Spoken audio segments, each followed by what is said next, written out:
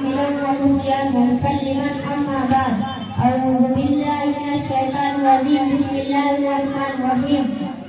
آمن الرسول بما أنزل إليه من ربه والمؤمنون كل آمن بالله وملائكته وكتبه ورسله لا نفرق بين أحد من رسله. صدق اللہ العظیم. جب جب دنیا میں فساد برپا ہوا سب سے پہلے بجلی کی ہوا عام ہوئی، توحید کے بجائے شرک کا غلبہ ہوا، افروباد نے اپنا سکہ جما لیا، خیر کی کمی ہوئی اور شر کی کثرت ہونے لگی، انسان ہدایت کے بجائے گمراہی میں پھنسنے لگے، حق و باطل کی تمیز مٹنے لگی، زمین پر خدا عبادت کے سوائے ہزاروں دیوی دیوتاؤں کی پوجا شروع ہو گئی، مخلوق اپنے خالق حقیقی سے غافل ہو گئی اور انسان اپنا مقدس تکلیف بھول بیٹھا. تب اللہ تعالیٰ نے انسانوں کی ہدایت برت نمائی اور ان کے سیدھے راستے پر چلانے کے لیے اپنے کچھ مخصوص پسندیدہ بندوں کو زمین پر بھیجنے کا سلسلہ جاری فرمایا، جنہیں نبی اور رسول کہا جاتا ہے. رسول اور پیغمبر انسان اور بشر ہی ہوتے ہیں، مگر ان کی شفاعت فرشتوں کی شفاعت سے اعلیٰ ہوتے تھے. اخلاق و اوصاف اور عادت دھار پر کوئی انگلی نہیں اٹھا سکتا. وہ شرافت کے سردار اور نبی انسانیت کے جمل میں ہوتے تھے.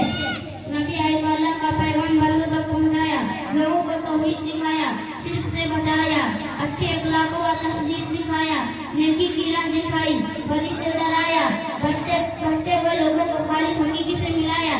لیکن حقیقت یہ ہے کہ اگر انبیاء کرام علیہ السلام تشریف نہ لاتے تو انسان گمراہی کی تاریخ میں پھنسا ہوا ہوتا اور حاصری کے نام سے واقف نہ ہوتا. حضرات، اللہ تعالیٰ نے دنیا میں بے شمار پیغمبر بھیجے ہیں جن کی تعداد تقریباً 1,24,000 ہے. سب سے پہلے حضرت آدم علیہ السلام آئے، پھر نوح علیہ السلام آئے، ان کے بعد سینکڑوں پیغمبر اور رسول آئے. ان سب سے مشہور پیغمبر حضرت ابراہیم علیہ السلام، حضرت موسیٰ علیہ السلام اور حضرت عیسیٰ علیہ السلام وغیرہ ہے. ان سب کے آخر میں تمام نبیوں کے سردار، تمام مخلوقات سے افضل سید البشر، امام المرسلین سہنشاہ کونین حضرت محمد مصطفیٰ صلی اللہ علیہ وسلم تشریف لائے. آپ آخری نبی اور آخری رسول ہیں. اب اللہ تعالیٰ کا فیصلہ اور قرآن کا اعلان ہے کہ اب آپ کے بعد کسی طرح کا کوئی نبی یا رسول قیامت تک نہیں آ سکتا. اب آپ کے بعد جو نبوت کا جھوٹا دعویٰ کرے وہ جھوٹا ہے. اسلام کا یہ عقیدہ ہے کہ جس طرح آپ صلی اللہ علیہ وسلم پر ایمان رکھنا ضروری ہے، اسی طرح پچھلے انبیاء کرام علیہ السلام پر بھی ایمان رکھنا ضروری ہے. اگر کوئی ان میں سے کسی ایک کو نہ مانے اور کسی ایک کی بھی توہین کرے وہ مسلمان نہیں ہو سکتا.